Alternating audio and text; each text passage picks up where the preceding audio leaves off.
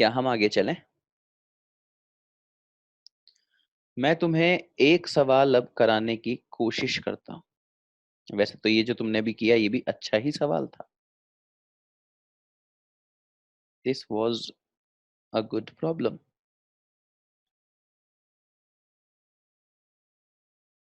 ये एंगल है for example 37 degree. 37 degree.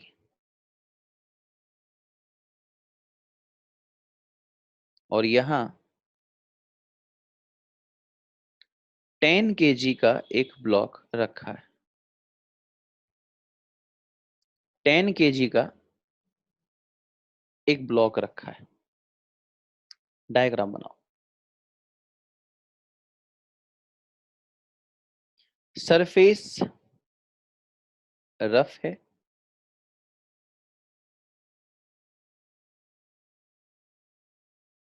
Rough है सरफेस।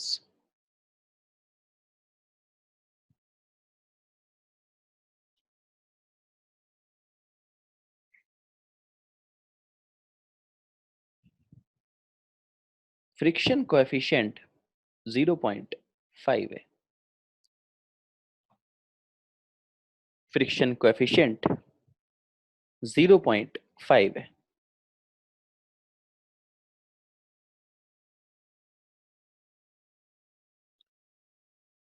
चलो बच्चों, सबसे पहले तुम लोग आगे आगे पहले mg बनाओ, mg cos थीटा बनाओ, mg sin थीटा बनाओ।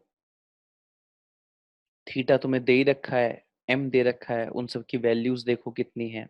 चलो जल्दी शुरू हो जाओ।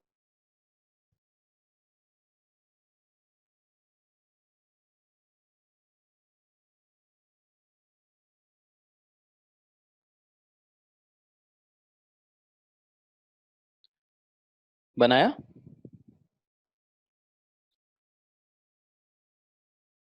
तो बच्चों ये इस perpendicular to the incline direction में, इस डायरेक्शन में जो इस mg का कंपोनेंट आएगा, अगर ये 37 है तो ये भी 37 ही होगा। तो ये कंपोनेंट mg cos थीटा आएगा 100 cos 37। याद है ना cos 37 की वैल्यू 4/5। तो ये 80 न्यूटन आया। सही कह रहा हूं मैं? और ऐसे परपेंडिकुलर टू द इंक्लाइन ये नॉर्मल रिएक्शन होगा ब्लॉक पे।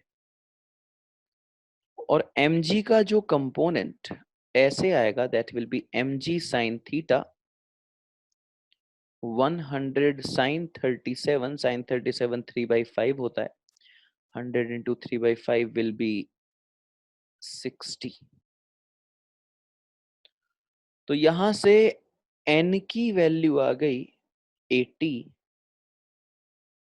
तो ज्यादा से ज्यादा कितना फ्रिक्शन डेवलप हो सकता है? Limiting friction. पहला स्टेप नॉर्मल रिएक्शन, दूसरा step limiting friction. Mu s into N, and when mu s and mu k are not given separately, you can use mu s and mu k as well. 0.5 into n leads to 40। Friction force की maximum possible value 40। तो ये 60 Newton का force चाहता है कि block फिसल कर नीचे गिरे। ब्लॉक के रिलेटिव मोशन को रोकने की जिम्मेदारी फ्रिक्शन पर होगी, लेकिन फ्रिक्शन ज्यादा से ज्यादा फ्रिक्शन ज्यादा से ज्यादा 40 न्यूटन ही डेवलप हो सकता है। तो वो अपनी पूरी स्ट्रेंथ में डेवलप हो गया, लेकिन क्या फ्रिक्शन इस ब्लॉक को चलने से रोक पाएगा? नहीं, क्योंकि डाउन द इंक्लाइन जो फोर्स लगा हुआ है इस ब्लॉक को चलाने के लिए वो 60 न्यूटन है। इस 40 न्यूटन के बस की नहीं है कि वो इस ब्लॉक को फिसलने से रोक सके। सही कह रहा हूं मैं? तो इस टाइम इस ब्लॉक की टेंडेंसी है फिसलने की, नीचे की तरफ फिसलने की। इस बात से सब एग्री करते हैं? यहां तक की बात सब समझ में आई है? तो पहले हाथ उठा के इशारा करो जल्दी। सबको mg के कंपोनेंट, मैक्सिमम पॉसिबल फ्रिक्शन, ये सब अगर समझ में आ गया हो तो बता दो। राइट? तो अब मैंने तुमसे ये कहा कि बच्चों देखो, ये जो ब्लॉक है ना ये नीचे फिसलेगा, क्योंकि नीचे 60 ऊपर 40 है, फिसलेगा। तो जाओ और जाकर इस ब्लॉक पे एक ऐसा फोर्स लगा दो, कम से कम इतना फोर्स लगा दो कि ये ना फिसले। क्या कहा मैंने तुमसे? कि बच्चों जाकर इस ब्लॉक पर कम से कम इतना फोर्स लगा दो कि ये ब्लॉक ना फिसले। कम से कम इतना फोर्स लगा दो कि ये ब्लॉक ना फिसले। तो बताओ तुम कितना फोर्स लगाओगे और किस डायरेक्शन में लगाओगे? कम से कम कह रहा हूं मैं, कम से कम तुम कितना फोर्स लगाओगे और किस डायरेक्शन में लगाओगे कि ये ब्लॉक ना फिसले? किस डायरेक्शन में संचित? किस डायरेक्शन में लगाओगे संचित? ओके, पढ़ रहा हूं मैं, कमेंट पढ़ रहा हूं तुम्हारे।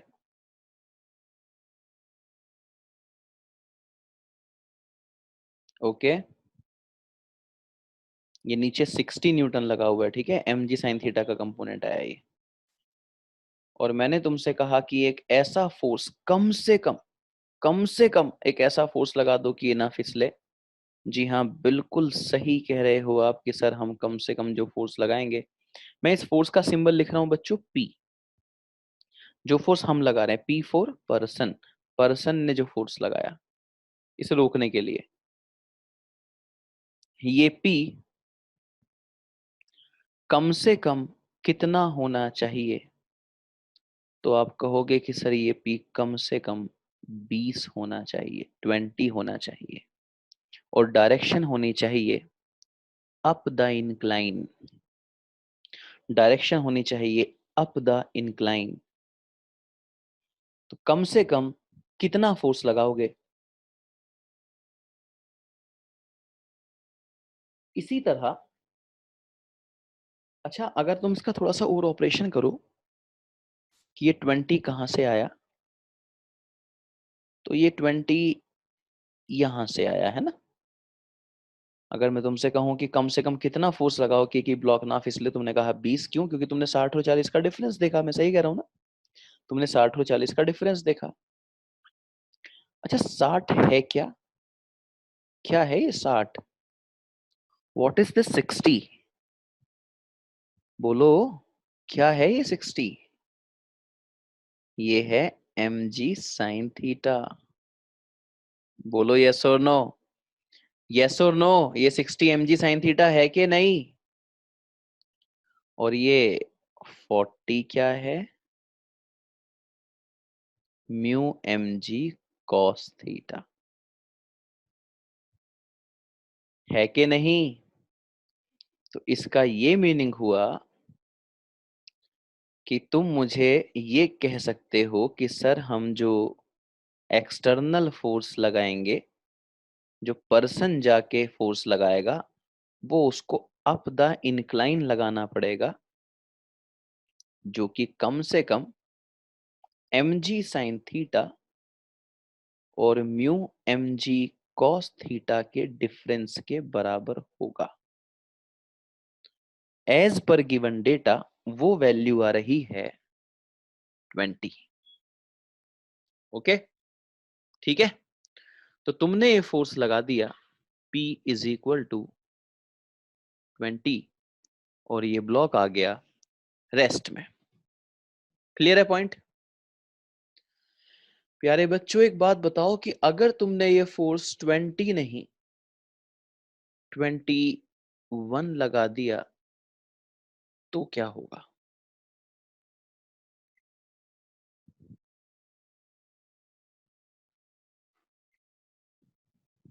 क्या होगा अगर तुमने ये 21 लगा दिया तो क्या होगा?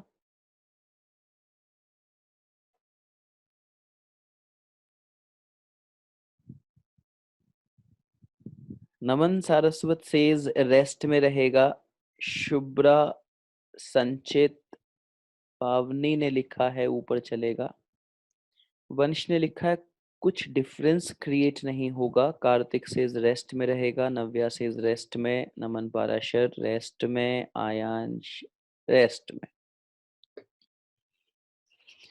तो बच्चों, मैंने तुमसे ये कहा था कि चाहे मैं फ्रिक्शन में कितना भी आगे बढ़ जाऊं, तुम अपने बेसिक स्टेप्स मत भूलना बिल्कुल भी। बोला था ना मैंने, बेसिक स्टेप्स मत भूलो। मैं तुमसे पूछ रहा हूं कि अब क्या होगा, तो तुम कहोगे सर इस टाइम पहला स्टेप होता है नॉर्मल रिएक्शन, वो है 80। सेकंड स्टेप होता है limiting friction, maximum possible static friction, mu s into N, 0.5 into 80, that will be 40। तीसरा स्टेप होता है search for the external force, वो फोर्स जो बॉडी को चलाना चाहता है। कौन है वो इस बार? बताओगे जरा, कौन सा फोर्स इस बॉडी को चलाना चाहता है? हाँ, पवनी, इसका तो ध्यान ही कहाँ है लड़की का आज, पता नहीं। वंश, नमन, सारे नालायक हो आज। यस संचित। अरे ये 60 भी एक्सटर्नल फोर्स है और ये भी तो एक्सटर्नल फोर्स ही है। तो 60 और 21 का डिफरेंस 39। 60 और 21 का डिफरेंस 39। बोलो गलती समझ में आई या नहीं जिन लोगों ने 60 लिखा? भाई 60 में से 21 तो तुमने ही बैलेंस कर दिया। 60 और 21 का difference 39। Fourth step, compare. Compare F external and limiting friction. जब तुमने कंपेयर किया तो F external maximum possible static friction से छोटा है, और जब F external maximum possible static friction से छोटा होता है तो बॉडी चलती नहीं है, रेस्ट में रहती है, और उस पर स्टैटिक फ्रिक्शन लगता है। स्टैटिक फ्रिक्शन का कोई फॉर्मूला नहीं होता, वो तो एक्सटर्नल फोर्स के बराबर ही लगता है। एक्सटर्नल फोर्स 39 है, तो फ्रिक्शन भी 39 ही लगेगा। फ्रिक्शन क्या लगेगा? 39। तो ये जो फ्रिक्शन 40 लगा हुआ था ना, 40, ये 40 की जगह क्या हो जाएगा? 39। जरा फील करो सिचुएशन को, सिचुएशन को फील करो जरा। नीचे की तरफ mg sin थीटा 60 था, ज्यादा से ज्यादा 40 फ्रिक्शन आ सकता था। मैंने कहा जाके ब्लॉक को रोको, कम से कम कितना फोर्स लगाओगे? तुमने कहा जी 60 और 40 का डिफरेंस 20 लगाएंगे। ठीक है, 20 लगा दिया, परफेक्ट है। 20 तुमने लगा दिया, 40 फ्रिक्शन डेवलप हो गया, 60 को बैलेंस कर दिया। लेकिन गलती से अगर तुमने 20 की जगह 21 लगा दिया, तो अगर तुमने 21 लगा दिया तो फ्रिक्शन ने अपनी वैल्यू कम कर ली। अब फ्रिक्शन 40 की जगह 39 है। क्यों? फ्रिक्शन क्या कहता है, फ्रिक्शन क्या करता है? वो रिलेटिव मोशन का अपोज करता है। फ्रिक्शन की एक इंटेंशन है, वो रिलेटिव मोशन नहीं चाहता। रिलेटिव मोशन नहीं चाहता वो, तो रिलेटिव मोशन का अपोज करने के लिए उसको आना पड़े या उसको जाना पड़े, वो कुछ भी कर सकता है। आ भी सकता है, जा भी सकता है। जब आएगा तो किसी भी डायरेक्शन में आ सकता है। इसीलिए फ्रिक्शन के पहले लेक्चर में लिखवाया था, friction force is a non conservative self adjustable force. ये सेल्फ एडजस्टेबल फोर्स है, ये एज पर नीड एडजस्ट हो जाता है। तो जब एडजस्ट क्यों हो जाएगा? जब जरूरत 60 और 21 का जो डिफरेंस है उसको बैलेंस करने की है, तो 60 और 21 का डिफरेंस 39 है, तो फ्रिक्शन 39 डेवलप हो जाएगा। फ्रिक्शन की मैक्सिमम पॉसिबल वैल्यू 40 है, लेकिन डेवलप कितना हो गया? तो जरूरत पर। अगर जरूरत सिर्फ 39 है तो 39 डेवलप होगा। पॉइंट क्लियर हुआ? क्लियर हुआ? जल्दी से बताओ, क्लियर हुआ या नहीं? पॉइंट क्लियर हुआ या नहीं? जल्दी से क्लियर करो मुझे। Very good. देखता हूं अच्छा कितना क्लियर हुआ। अभी देखता हूं, रुको। जितनी देर में इस टॉपिक पे भी बोला, क्या तुमने सारी बातें सुनी? Let's see. तो बच्चों सिचुएशन ये है कि ये 60 न्यूटन का फोर्स था और ज्यादा से ज्यादा जो फ्रिक्शन आ सकता था वो 40 था, लेकिन वो सफिशिएंट नहीं था। तो तुम गए इस ब्लॉक को रोकने के लिए और तुमने कम से कम कितना फोर्स लगाना था? यू सेड सर इस 60 और 40 के डिफरेंस के बराबर, एम जी साइन थीटा और mu m g cos theta के डिफरेंस के बराबर, जो कि आया 20। तो तुम्हें 20 फोर्स लगाना था कम से कम, कम से कम 20 लगाना था, लेकिन तुमने लगा दिया 30। बोलो क्या होगा? तुमने लगा दिया 30। बोलो क्या होगा कमेंट बॉक्स में।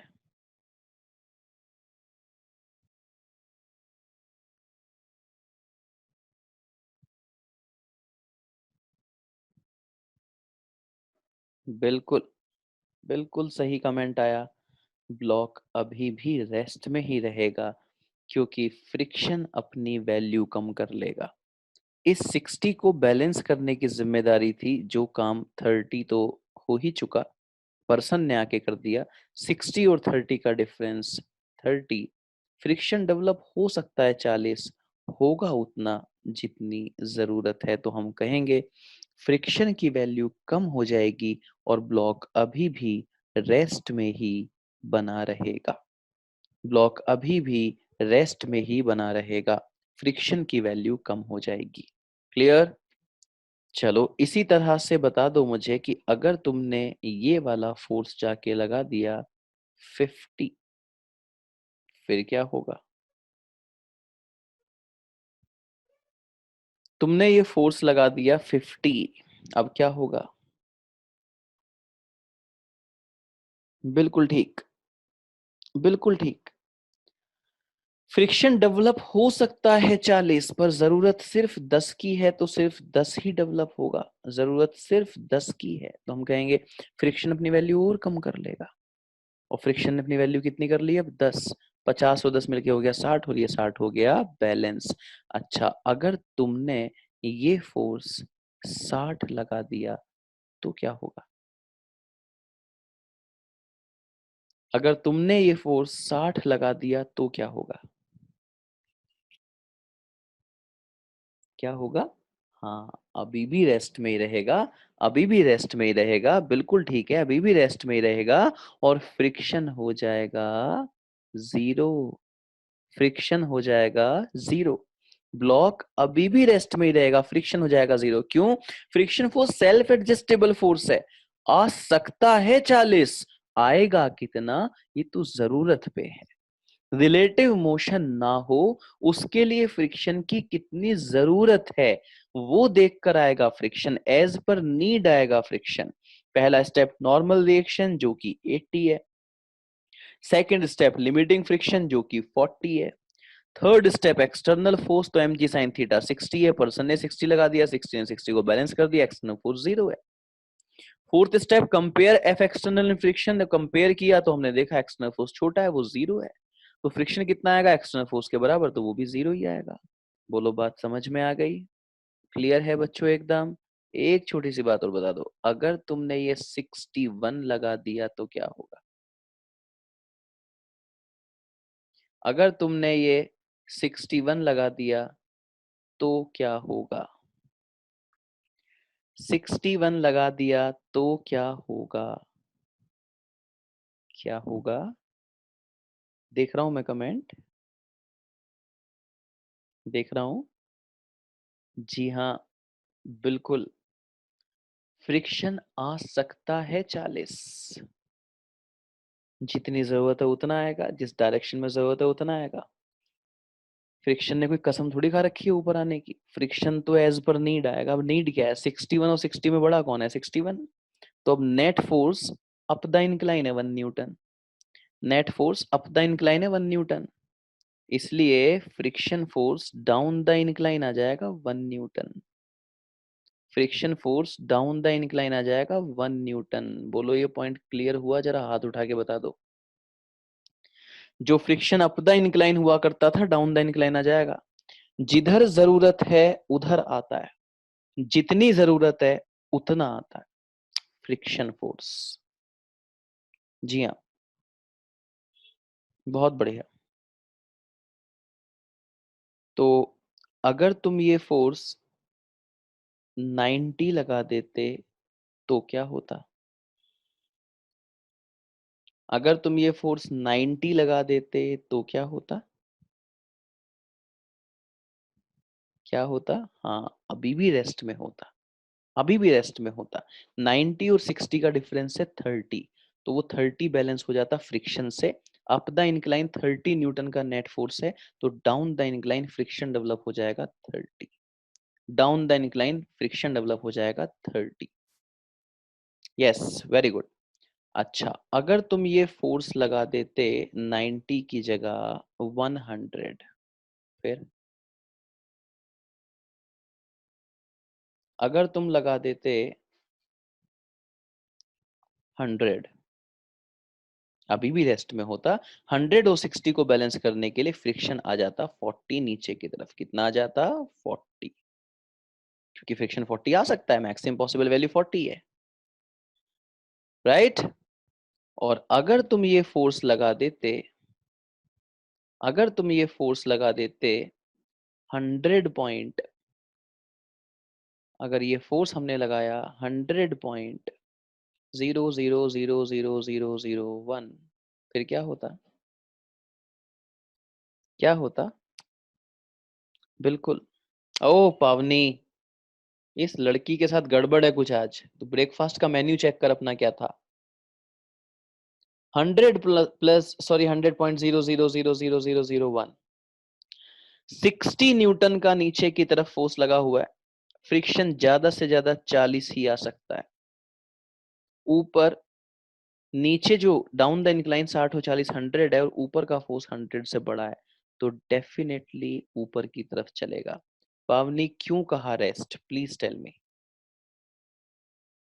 फ्रिक्शन 40 से बड़ा आ ही नहीं सकता पावनी।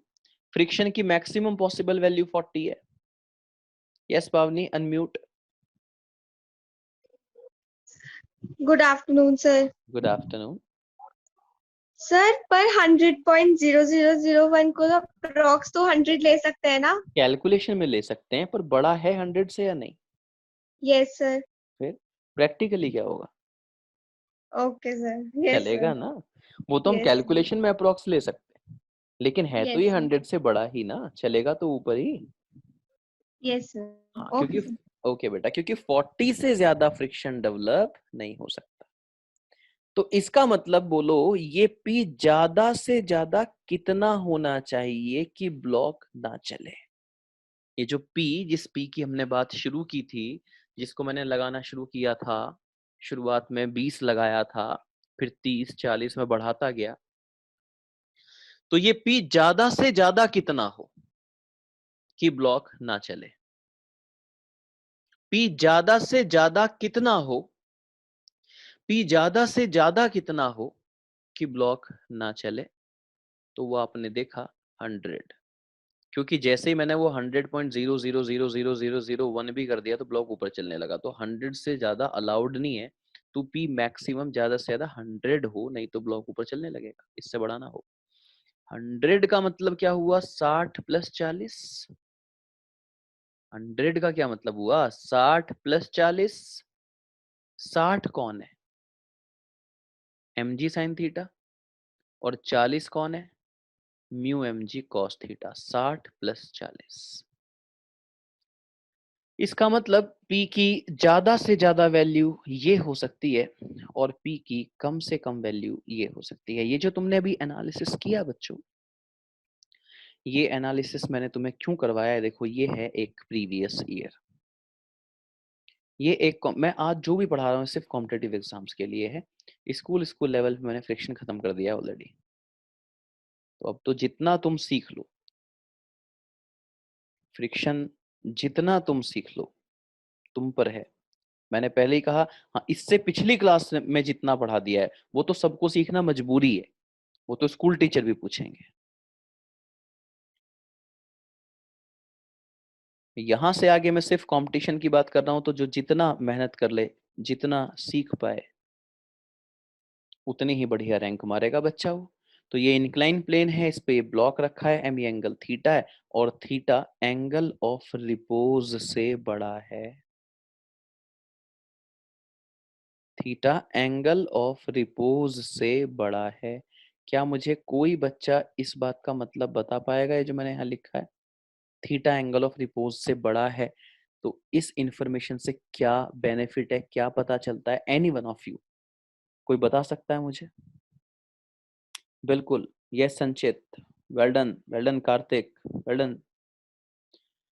जी हाँ, एंगल ऑफ रिपोज से ज्यादा अगर इंक्लिनेशन होगा तो ब्लॉक की नीचे फिसलने की टेंडेंसी होगी। अगर एंगल ऑफ रिपोज से बड़ा होगा इंक्लिनेशन तो ब्लॉक की टेंडेंसी नीचे फिसलने की होगी। तो when theta is greater than tan inverse mu, that means block tends to slide, block नीचे गिरना चाहता है। मतलब mg sin थीटा फ्रिक्शन से, मैक्सिमम पॉसिबल फ्रिक्शन से बड़ा होगा, ब्लॉक नीचे फिसलना चाहेगा। ये यहाँ पर रफ सरफेस है, फ्रिक्शन कोएफिशिएंट म्यू है, रफ सरफेस है। देखिएगा प्रीवियस ईयर पूछ रहा हूँ एक, गिवन था थीटा tan इनवर्स म्यू से बड़ा है तो ब्लॉक के नीचे गिरने की टेंडेंसी है। ये रफ सरफेस है, फ्रिक्शन कोएफिशिएंट म्यू है, और यहाँ से एक फोर्स उन्होंने लगाया, एक पर्सन P4 पर्सन यहाँ से एक फोर्स लगा रहा है। तो उन्होंने पूछा कि ये फोर्स कम से कम कितना हो और ज्यादा से ज्यादा कितना हो कि ब्लॉक इंक्लाइन पर रेस्ट में बना रहे। ये P कम से कम कितना हो, ज्यादा से ज्यादा कितना हो कि ये ब्लॉक रेस्ट में ही बना रहे। जल्दी जल्दी जल्दी जल्दी। Find the minimum and maximum possible value of this P so that block remain at rest. तो मुझे लगता है आपने बड़े आराम से लिख दिया होगा कि P मिनिमम इतना होगा और P मैक्सिमम इतना होगा। बच्चों समझ में आ गया? जल्दी से कमेंट बॉक्स में बता दो प्लीज। इस सवाल के लिए इतनी मेहनत कराई मैंने तुमसे, रटवाना नहीं चाहता था मैं तुम्हें, मैं चाहता था तुम फील करो सिचुएशन को। हाँ एग्जैक्टली ऐसा ही होगा, बिल्कुल सही कह रहे हैं सर, है ना? थोड़ा प्रैक्टिकली सोचो। अच्छा मान लो कि एक गाड़ी है और फ्लाईओवर पे या किसी ब्रिज पे उसको ऊपर चढ़ना था, लेकिन वो गाड़ी बंद हो गई, इंजन बंद हो गया उसका।